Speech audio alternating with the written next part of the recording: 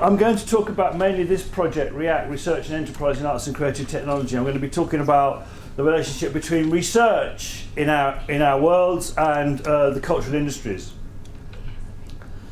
In the early 1930s, Bertolt Brecht was in exile in Denmark, and he was reported by Walter Benjamin as talking about the apparatchiks of the Communist Party in these terms. They are, he said, to put it bluntly, the enemies of production. Production makes them uncomfortable. You never know where you are with production. Production is the unforeseeable. You never know what's going to come out. And they themselves don't want to produce. They want to play the apparatchik and exercise control over people. Every one of their criticisms contains a threat. I don't know why, but that quotation somehow comes into mind when I reflect upon my experiences of developing practice-based research within the academy and then bringing practice-based research out into the world to have a life with the cultural industries. I'm going to run a little video to give you a foretaste of what's coming.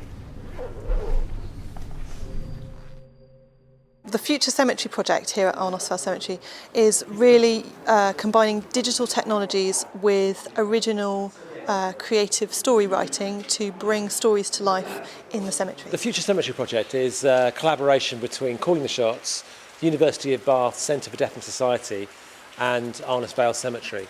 And what we're trying to do really is to try and attract a new audience to the cemetery, one that's perhaps engaging in the history, the heritage, and also kind of issues around death and dying. We take a cemetery like Arnosvale Cemetery and use it as a platform to try and experiment with new kinds of technologies that can be used in a cemetery. Now the thing is that cemeteries are themselves a huge historical repository of human technology, innovation, and science, going all the way back to, say, something like the gravestone. It's been a very successful technology. The things that we're testing is the effectiveness of the technology, how this kind of consultation and creative writing process through to delivery at an event works and what the costs of that are, and how comfortable people are engaging with the subjects surrounding death. So what we're working with isn't so much necessarily computer or digitized technologies but a wide range of things such as live performance, such as projection onto sides of walls,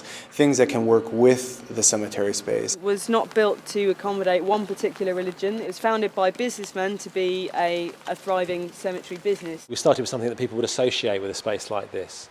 They would expect to go on a tour around the cemetery, but we've kind of taken that to a different space where we're going to introduce actors, we're going to introduce technology which is going to make them think a little bit more about their own mortality and hopefully get them to reflect on that. What's the point of having a stone? Don't you want to be remembered? By having a slab of rock with some tired cliche scrawled across it, rest in peace, blah, blah. I've just been on the Future Cemetery tour.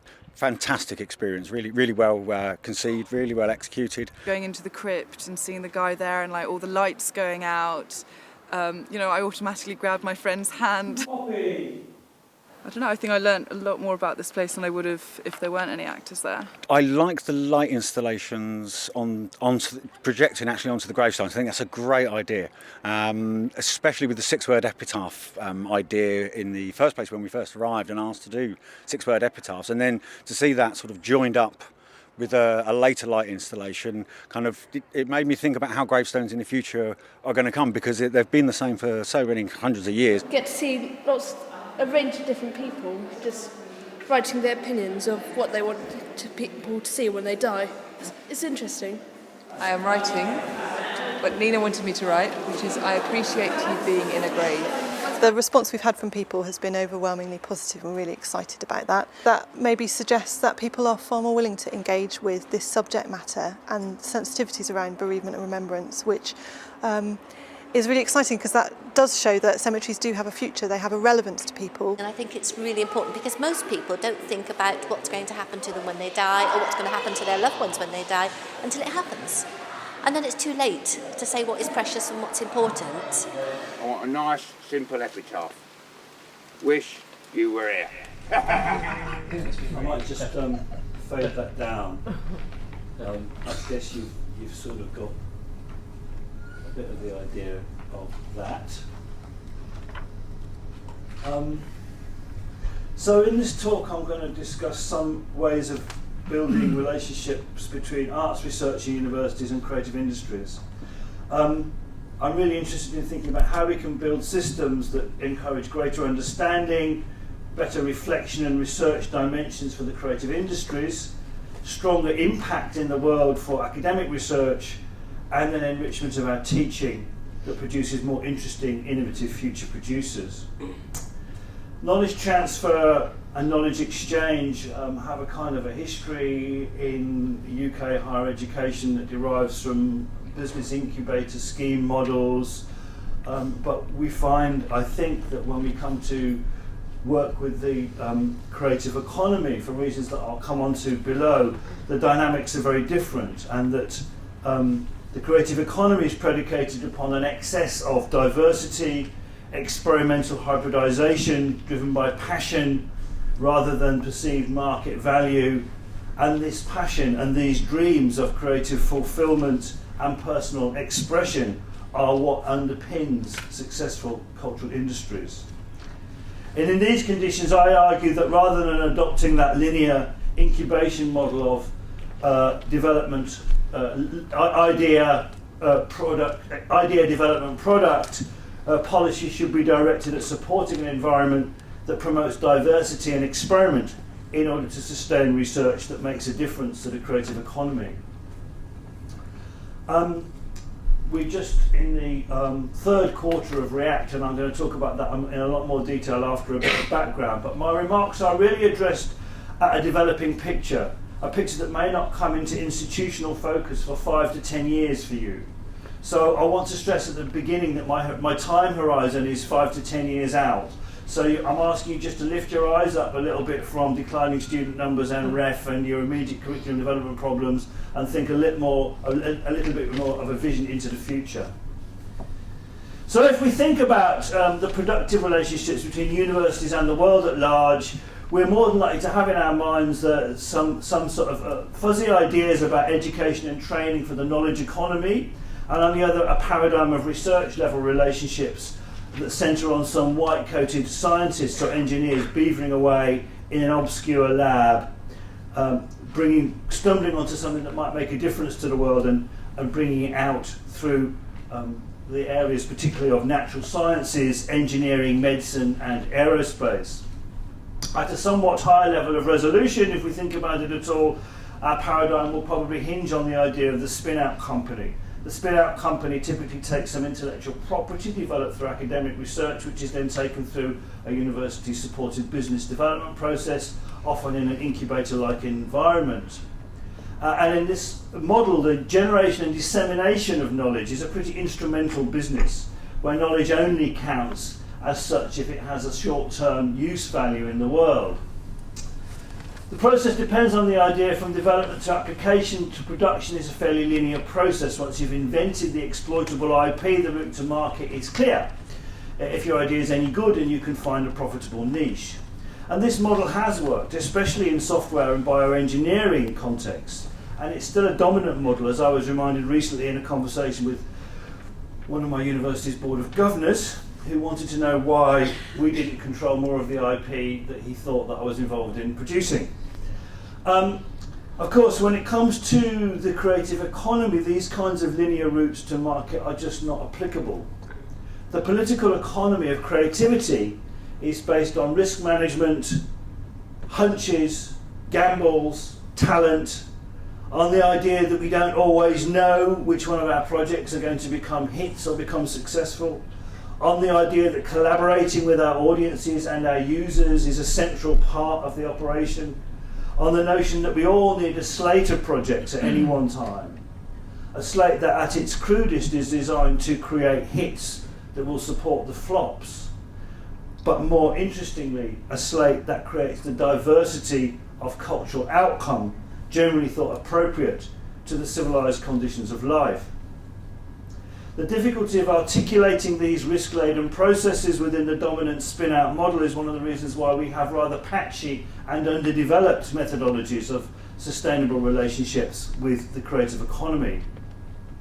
It seems to me that in some way the potential of these relationships has been displaced onto a lot of conversations about how the university sector might train graduates in the skills they need which would service the creative economy, rather than how education and the generation of new knowledge might contribute to the development of the creative economy. In the adjoining field of business and innovation studies, there's also by now a well-trodden research path. The model of the value chain no longer serves to describe the creation of value in anything other than the simplest of industries. My approach argues that value is a network function of production.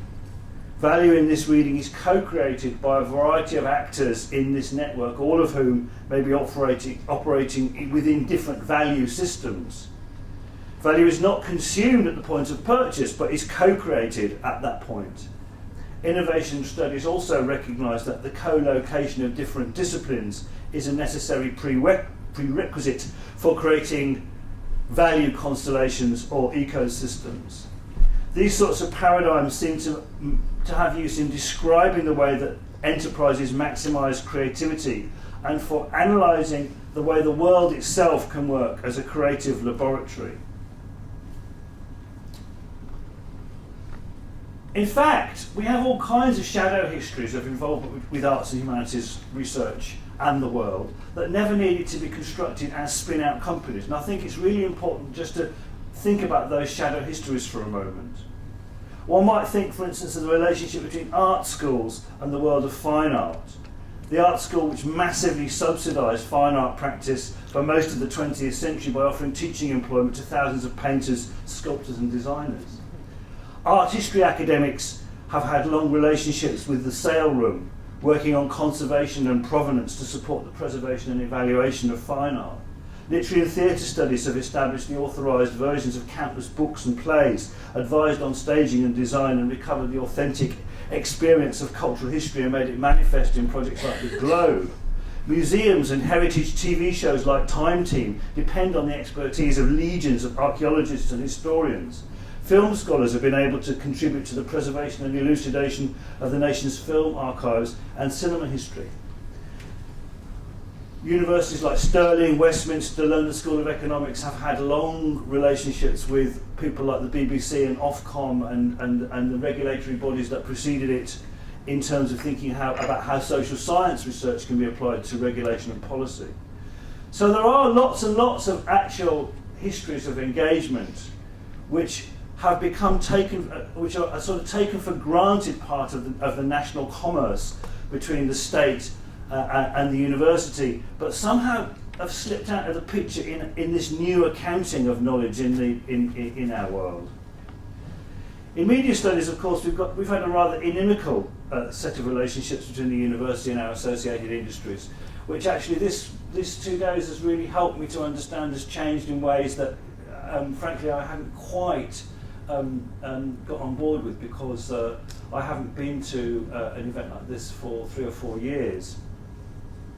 However, I think our histories have been problematic, partly as a result of the academic discipline's history in a Marxist social science tradition that adopted the idea that the goal of critical theory was not merely to analyse the world, but to change it. For some reason, employers found graduates more conversant with the theory of hegemony than the latest iteration of Flash, rather less than useful for their immediate aims. Research and methods in media have tended to split into that social science and more recently practice-based research.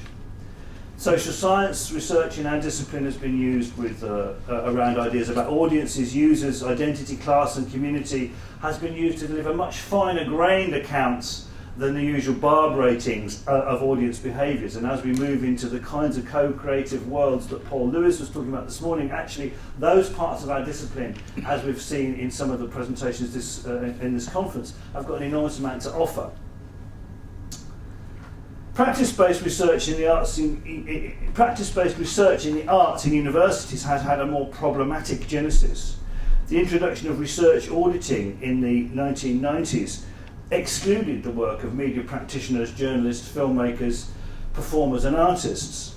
there are all kinds of difficulties associated with how academics could assess the new knowledge being generated in a film compared to knowledge being generated by, for instance, a peer-reviewed journal. And so from the RAE in 1996 to 2008, lots of us were busy organising a global, a scholarly infrastructure. I don't know how that became global.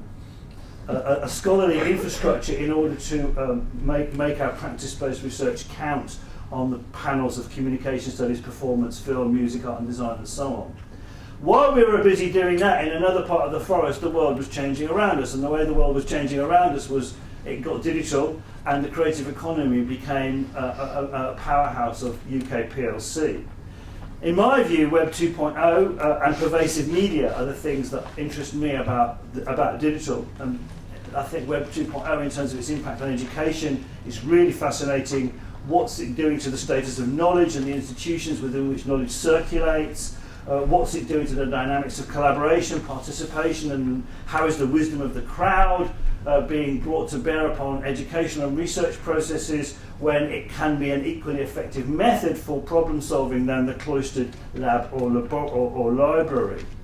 Secondly, what do teachers and researchers do in response to the long tail of the online market driven by social networking, which suggests that the 20th century political economy of the hit might actually be in decline? In our own field, the methods of media delivery are, of course, exploding like crazy.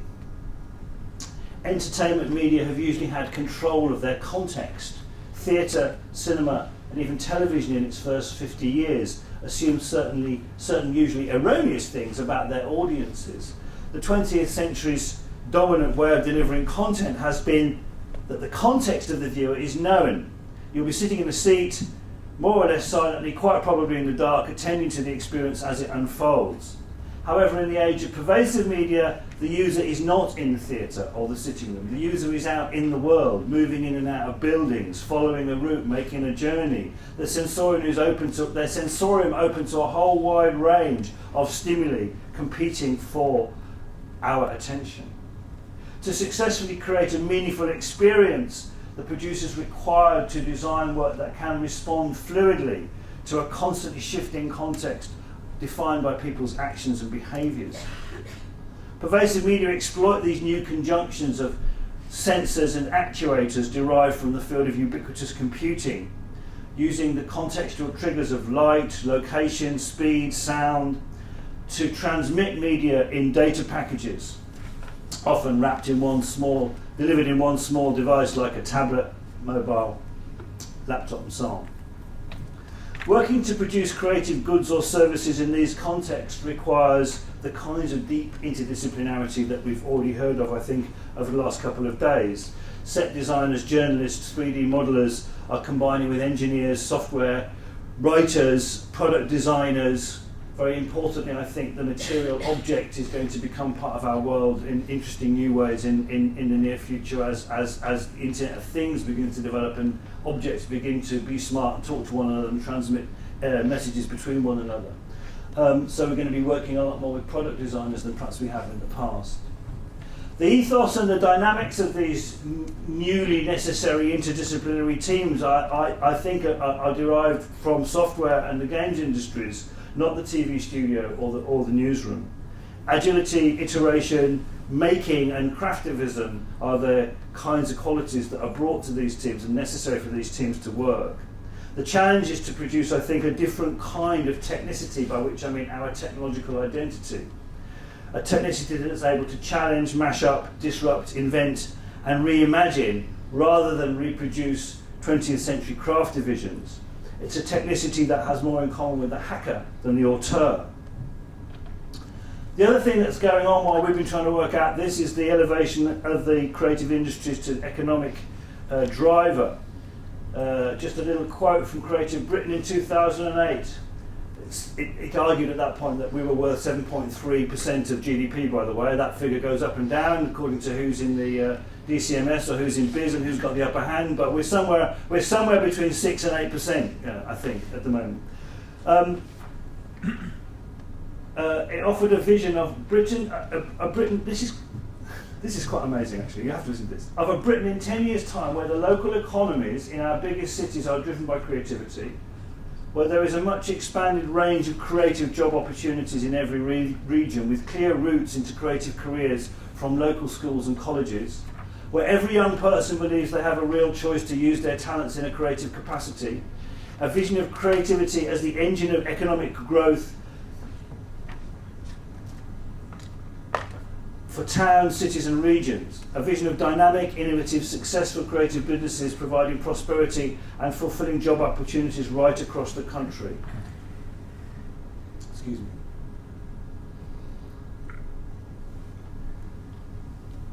There's a massive amount of slippage in the term creativity here, which we may return to. Ambiguity, however, may not always be a problem. For those of us who work in the field of academic entrepreneurship, as I now see myself as doing, the world is a very messy and ambiguous place, and sometimes it's good to understand that ambiguity is opportunity. Which brings us to setting up React. Against this background, the AHRC put out a call for the establishment of 4 knowledge exchange hubs to create a step change in the impact of arts and humanities research in the creative economy. And this call, I think, will be understood as a response to the technological and political context that I've just rushed through. So I led a bid with UE and our partners at Watershed Media Centre, and we finished up with the name React Research and Enterprise for Arts and Creative Technologies. We'd already been working together for 3 years, so going back to some comments that I heard in previous panels this morning, there was already a history of relationships in place, and that's really important, I think, in any of these kinds of knowledge exchange processes. And I've been leading a research centre in an off-campus lab called the Pervasive Media Studio. So the academics in that partnership had already learnt lots about creative technologies, SMEs and artists in the studio, and the studio community had benefited from the academic input of both creative researchers and theory-oriented researchers, producing, I think, analytic and reflexive spaces for them to, for the practitioners to inhabit in the ongoing work of innovation.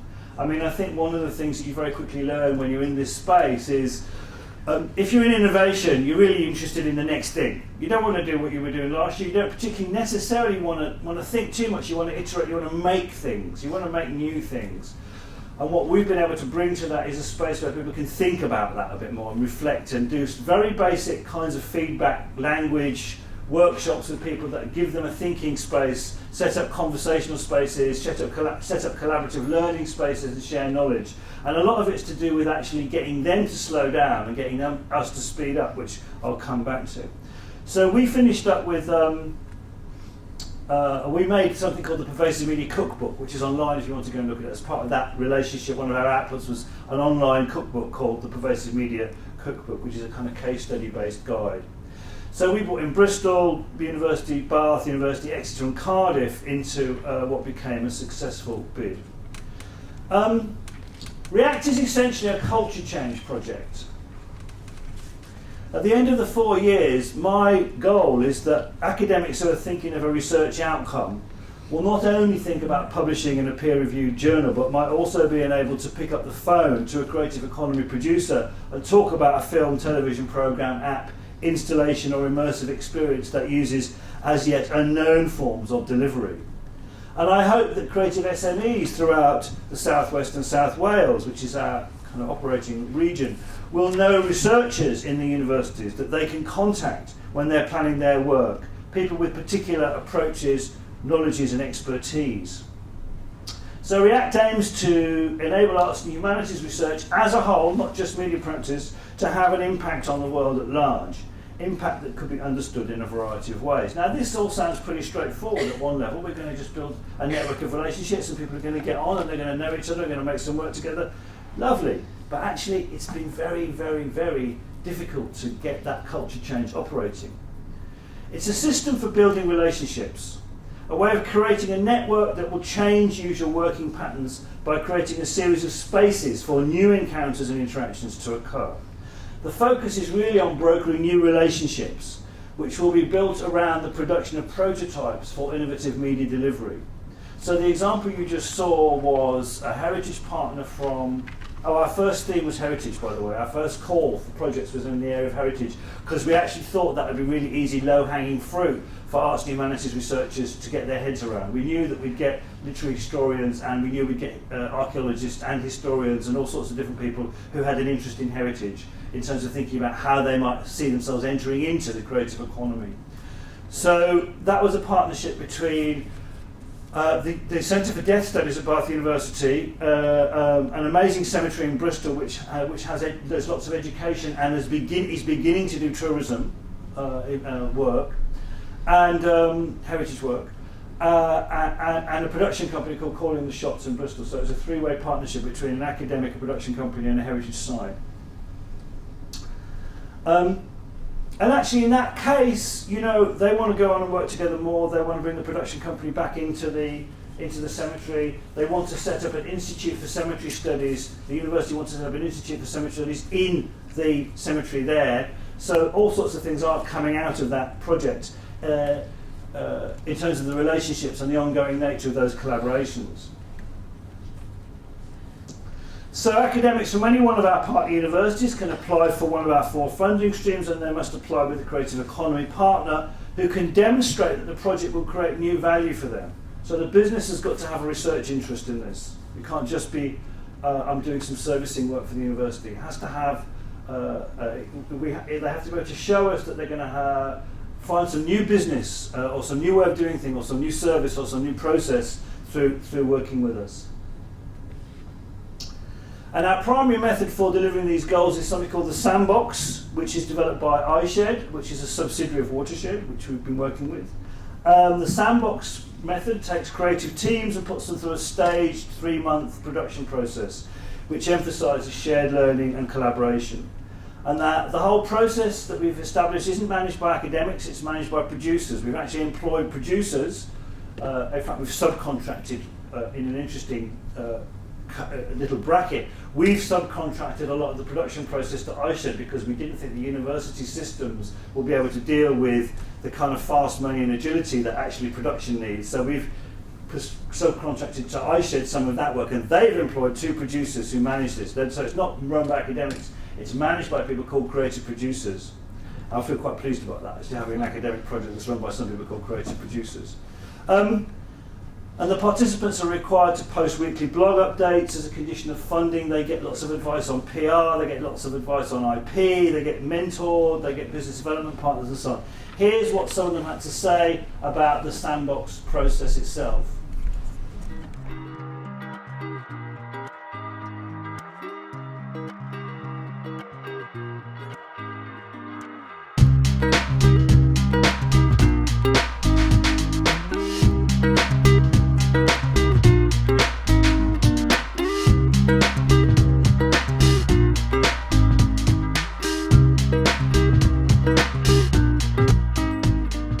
Being part of React at this time really feels exciting, and the excitement is coming from the openness of being in a group of people with diverse range of interests and agendas from all the different projects, but working together and coming together in the workshops that we do and sharing those ideas to push our idea forward beyond what we could have done ourselves. It's like being in the middle of something special.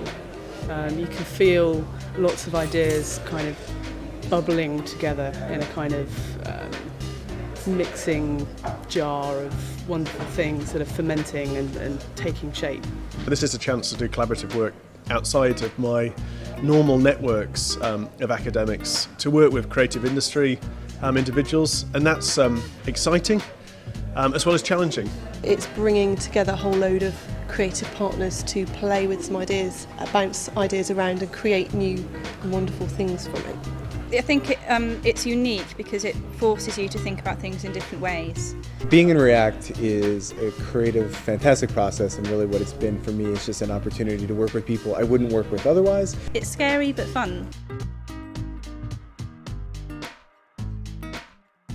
I think React will change the way we do business in the future, mainly because it's totally convinced me of the importance of working with a range of partners, of actually embedding yourself in a community, a business community, which shares information and is part of that culture of sharing information about technology, and infrastructure. React's going to have a critical impact on our business. It's one of our first big projects. So the way that we run this project is going to affect the way that we run subsequent projects, and in fact it already has. Working with React is really going to change our business model. I think many business, commercial companies have been quite insular, and actually having this open model, this collaborative model, working with clients is something we are going to take forward through every project from now on in. Being part of React means that we've got the chance to actually do some research as part of our core business, which is just fantastic. We now know the scope of what the technologies can do for you, and we can make a judgment about whether we should invest our own internal development time in extending it for these potential new business areas. What this is giving me a chance to do is step away from day-to-day work and think about products, content, things that I can use in the future. React's going to affect the way that we work quite fundamentally. Being part of the React project allows us to test new ideas and new ways of engaging visitors with our historic cemetery that we wouldn't otherwise have been able to do. This whole process has given us the space to be able to think more creatively. It's been a great experience. It's a really exciting process and I really recommend it.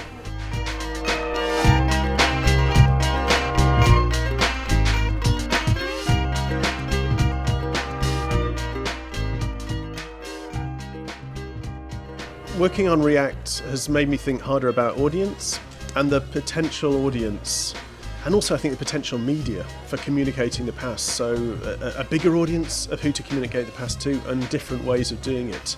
I'm learning a lot from my creative economy partner about user evaluation and getting stuff out there and testing it and that kind of thing, which is really very different from the normal academic process. I feel like it's widened my horizons from a large academic audience or just my students to a bigger public audience and the ways of telling stories about the past to that public. One of the key things in this is we're working with creative economy partners, working with the creative industries, and I think that for so much of academia it's been forgotten that academia is itself a creative industry. It won't surprise you to know that that was made for the launch in London at the top of Millbank Tower, so it's a promo. So I'm going to talk now about what hasn't worked.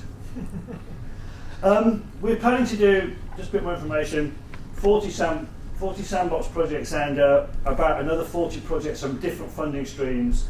Plus we're going to have some follow-on stuff, some follow-on money to take things further to market if we think that a company's got a really good product that or idea that's worth investing in. And we're trying to set up a network of business and advice and business development advice to do that thing of marketing work and actually getting people thinking with a business hat on as they come out of our process. So, we just come into the end of the third quarter, we just begin to think about what we've learned. I think the most real positive thing that we've learned is that the work works best where there's a shared research ethos across the partners. And this doesn't sound, no-brainer. But actually we kind of went into this with the idea that there was a sort of a body of academic research or expertise that could in some way be applied in this exchange process. But actually what we've learned is that if the creative economy partner and the academic both see it as a new research project where they're both getting mutual research benefit out of it, it works really much better. This really is not a transitive process. We're not servicing them and they're not servicing us. It is actually genuinely about trying to create something new together. And interestingly, the kind of things that people have been talking about in initial evaluations about this common research ethos and how would you describe it? I mean, actually, critical inquiry, analytic thinking, reflexivity, questioning assumptions, synthesizing sources, in short, the kinds of transferable skills and conceptual habits that we've been banging on about as the core of the humanities curriculum for quite a long time.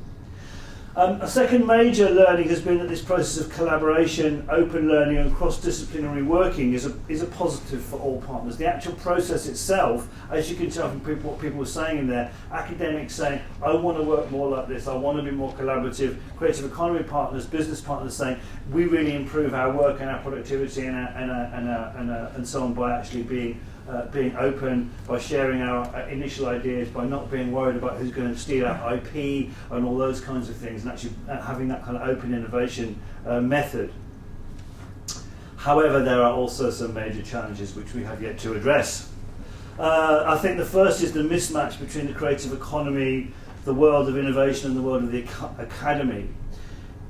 What looks like a systems design problem, how can we get these two different sorts of temporality to match up, the speed frame, the time frames, actually becomes a very deep cultural problem, as lots of you will know, and I've had several conversations over the last 2 days, particularly for instance with the guys from University of Staffordshire, talking about their why they set up a spin-out company to produce student films and so on. We're running 3-month projects where creative economy partners, who are often micro businesses or SMEs, need to be paid, and it can take the university 3 months just to sign off the contracts, let alone approve people as preferred supplier or set up purchase orders. And that actually sounds trivial, but it's been a really deep problem that creates this profound suspicion in your creative economy partner of the universities involved, and which is why I sort of wished that we'd actually just set up a spin-out company to run the whole thing, so we could we could manage all the money ourselves.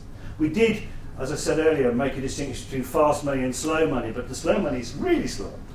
And where we started to try and really address this issue is to realise that actually we didn't get the finance departments and the contracts departments signed up to the culture change project.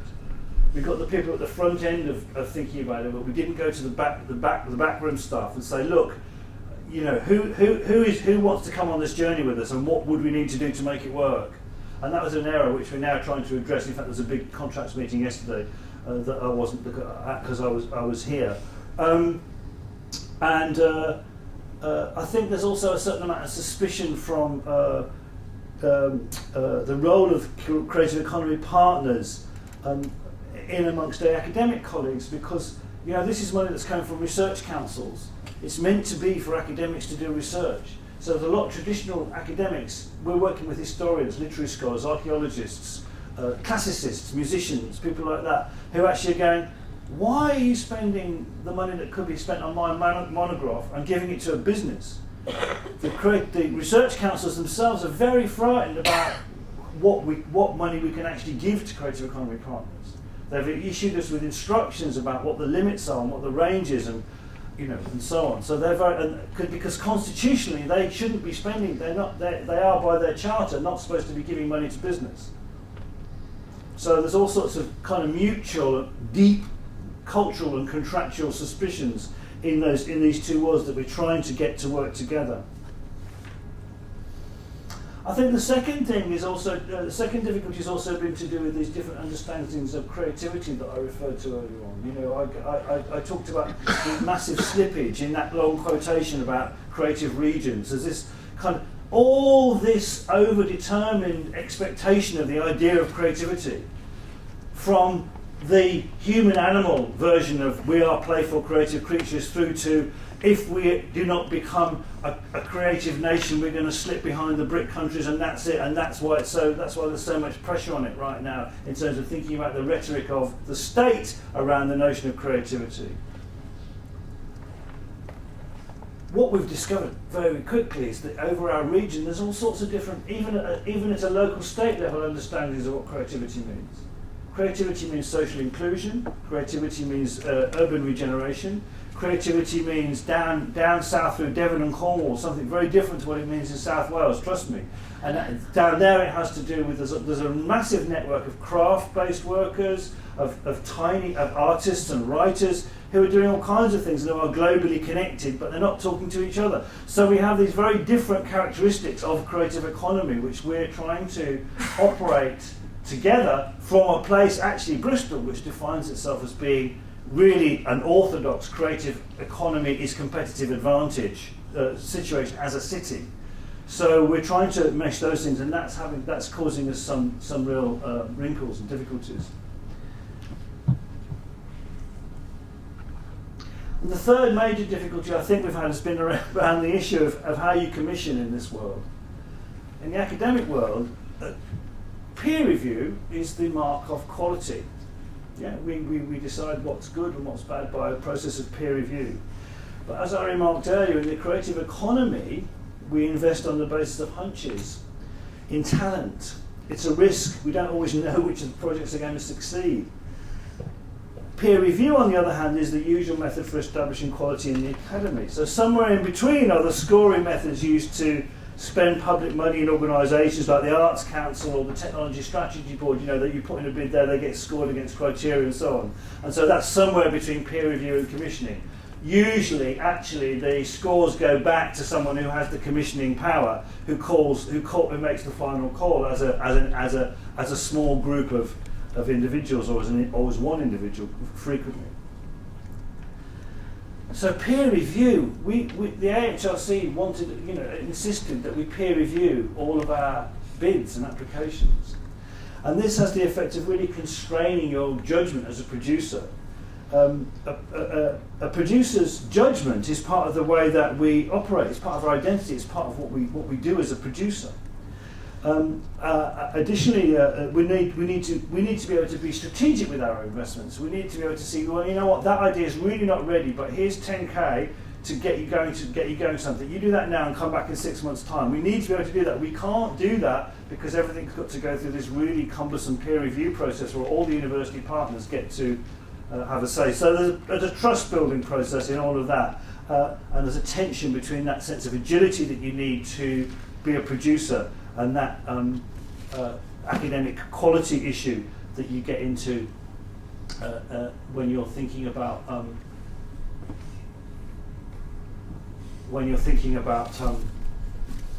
peer review. Very different processes. One final case study, and then we'll stop for questions. The City Strata project is a new mobile app authoring platform developed for curators and researchers to be able to create layers of rich history that people can experience as they walk around the city. So as part of that, the resulting apps can allow users, enthusiasts of that historical information, to add their own contributions in the place where the history actually happened. We've collaborated with Charlotte from the University of the West of England and Peter Insole from Bristol City Council. I was asked to be involved with this City Strata project because I manage the website called Know Your Place, which has a huge amount of information that relates to Bristol's history.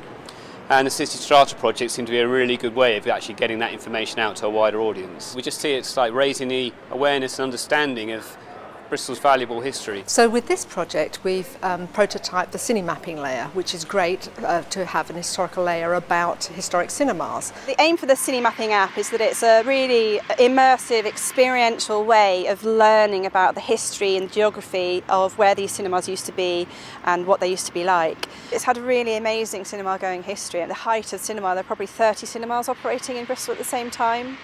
It's just to kind of draw people's attention to the role and the function that cinema has had in our culture, and to celebrate that, but not in a kind of really nostalgic looking back, to also to celebrate the contemporary cinema going culture. Love the little steps up and into the main building through the pillars.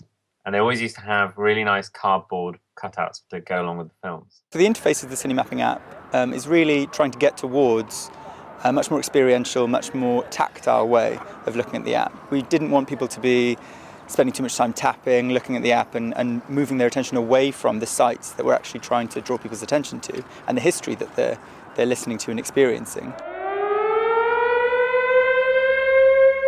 If you're using the app and you're in the auto mode, your body, your GPS position will trigger the audio. So if you walk down towards the entrance of the Regent, you can walk down and actually luckily it happens to be 2 benches situated exactly where the stalls would have been. So we invite you to sit down on the benches and look towards the silver birches, which is where the silver screen would have been, and imagine being there on the first night when it opened. You can imagine that we're gazing up at the silver screen in anticipation as the projector whirs into action. The Wurlitzer organ rises up from beneath the stage to accompany the film, and we see the images flickering into life. People still want to go to the cinema and have that cinematic experience. And Bristol's got a really strong cinema-going culture now, and I would like to integrate the present-day cinemas into the app. As an academic, it's been really, really brilliant to be involved in React, and it's led to a lot of potential doors opening. Obviously, this is a heritage sandbox, and so we've concentrated on historical layers and opened up a platform for people who research these places to be able to add that. But actually, technically, the architecture is open to anybody. The City Strata project's actually allowed us to be much more collaborative, both with UWE, so University of West of England, as an academic partner, but also in terms of the creative partner, working with Calvium, to actually develop this as a resource that we would never have been able to develop in-house. And it's a much better way to work. The collaborative approach has been really rewarding, and something that hopefully is going to be as transferable, that approach, as the actual technology itself. Okay, and I'm open to questions. Thank you very much, Jon.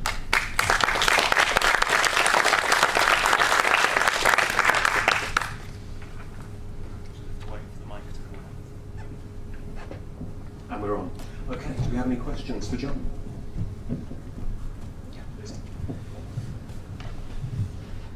Jon, can you tell us, I was interested to hear your experiences about your finance and contract department. We've experienced the same thing doing creative collaborations with external agencies. How do you run this, or how would you feel you should approach this separate company, a spin-out company, if you feel in your experience that's the best way to go? No, I couldn't say that, Lizzie. I mean, really, that thought has only crystallised in my mind over the last week, with a certain amount of regret. I mean, what we actually have is a half and half. We do have a company that we've subcontracted a bunch of the work to, as a way of trying to deal with those difficulties, but it hasn't really solved them all. How I would do it, I don't think I'm in a position to design such a company right now. I've only just started to really conceptualise it. And actually how I would do it is sit down with my Pro-Vice Chancellor for Research on Friday lunchtime and say, I was kind of thinking about this, what do you think? And see, so I don't think I can answer. I mean, I guess I can only think about the number of permissions that I'd have to get to do it. What it would be like is beyond me. It's on the other side of a long series of negotiations. I guess that's the way I approach things. Just go like a bull at a gate and start asking people and knocking on doors, and through that process you'll come up with a design that hopefully works. But I'm sure that other people actually in the room have got better experience than I of doing that actually. I don't know who else has set up spin-out companies where you've actually been able to take either especially research funds and research councils and spend them on production. Has anybody done that? Has anybody managed to set up a company that uses research council money to do production? Oh, there you go. So if we are, maybe not. I mean, VAT has been one of the big problems with all that, because consultancy VAT is a very different thing to academic VAT. And when the corporate partners we're looking to work with see our work as shared research, but our universities see it as shared consultancy. There's a problem. There is a problem, exactly. And because it's VAT, it's actually such a boring problem that it's really hard to engage with and solve. Could you please go a little bit more into how the company is set up, legal structure, sort of shareholders, directors, management structure and so on? Wow. Okay, so React isn't actually an entity, it's a partnership. LLP? It's a partnership based on a collaboration agreement between 5 universities. iShared, who we subcontract to, are a community interest company. They're a CIC. But the React partnership itself is a collaboration agreement between the 5 universities.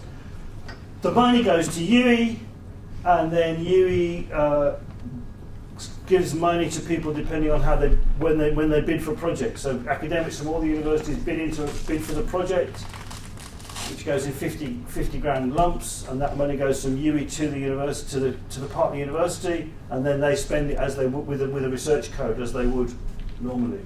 The principal investigator has a budget code. They're able to spend against that sum. There's an operations group which is all the representatives from the university from the universities that actually really make the thing happen. Plus the iShed executive producer. We have Claire Reddington, who's the director of iShed, is our executive producer. She sits on that group, and then there's a steering board with endless numbers of people on it: pro vice chancellors, creative economy partners, representatives of the AHRC, and then there's a board at the AHRC with the oversight board. So there are three. I'm working with three boards. Sorry,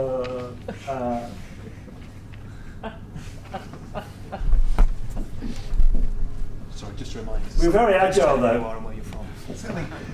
Hi John, Mick Stockton from Teesside University. I just wondered, you seeing things from both sides as an academic and as a practitioner, how do you feel emotionally about IP, and how have you dealt with it within the institution? That's such a lovely question. How do you feel emotionally about IP? I just want to curl up with that question and stroke it.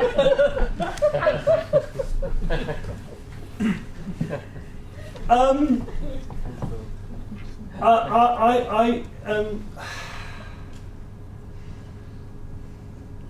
aware that this is a message that may go around the world on video. As you all know, if you refer back to my previous work, the work that Mark was discussing, I have a history of being not entirely respectful of IP.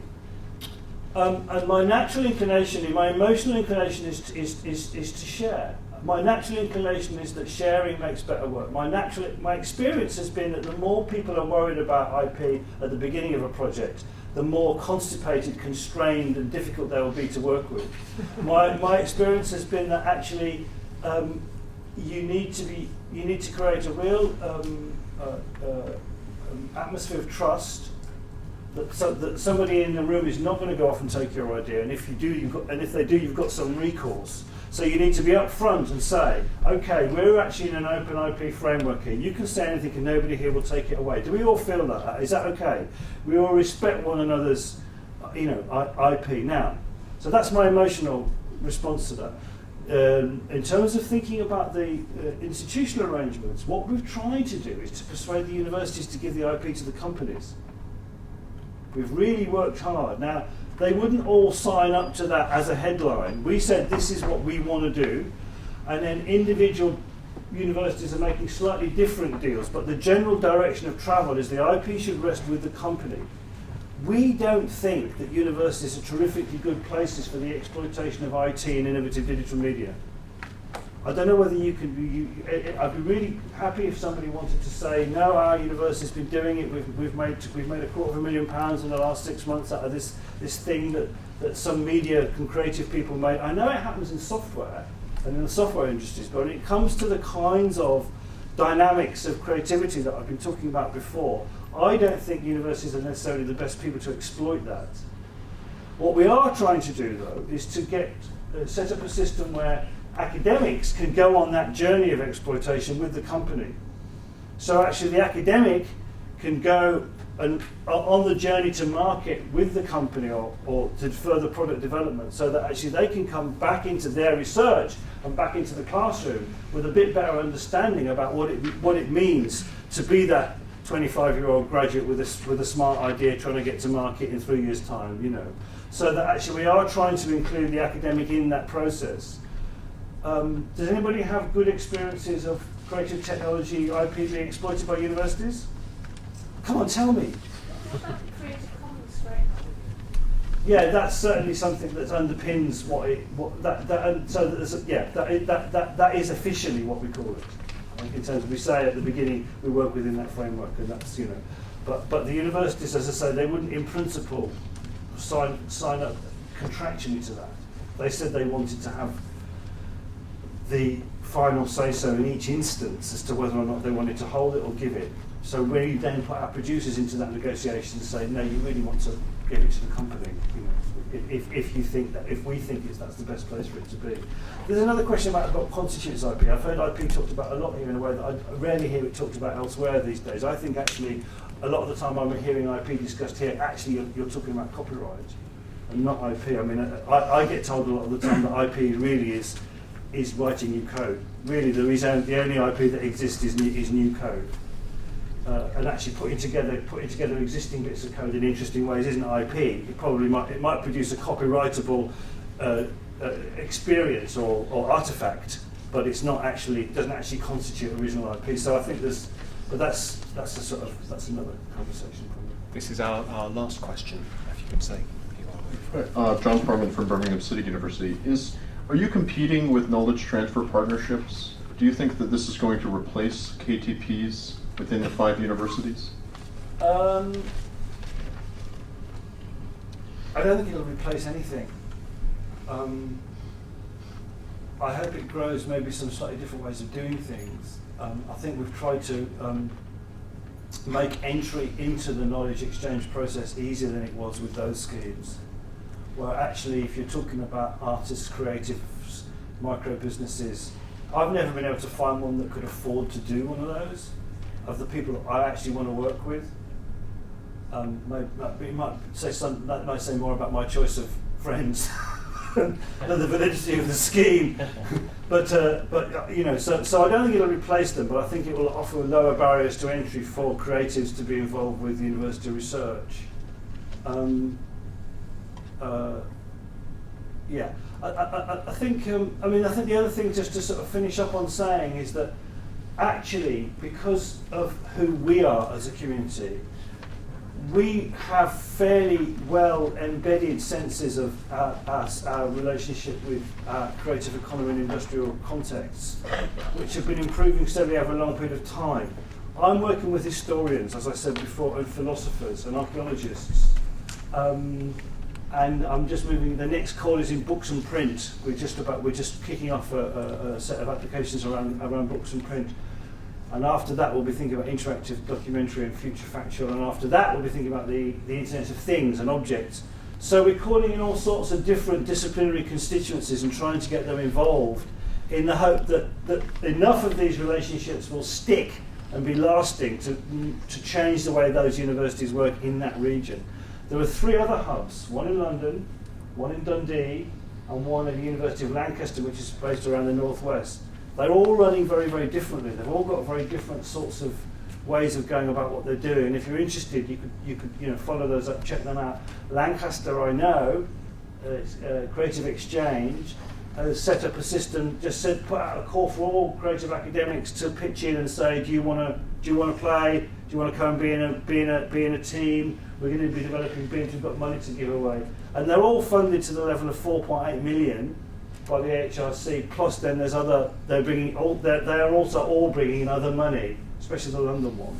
So there's lots of action to be. There's lots of fun to be had, I think, with them over the next 4 years, should you be so inclined. Thank you. Thanks a lot. Thank you very much, John.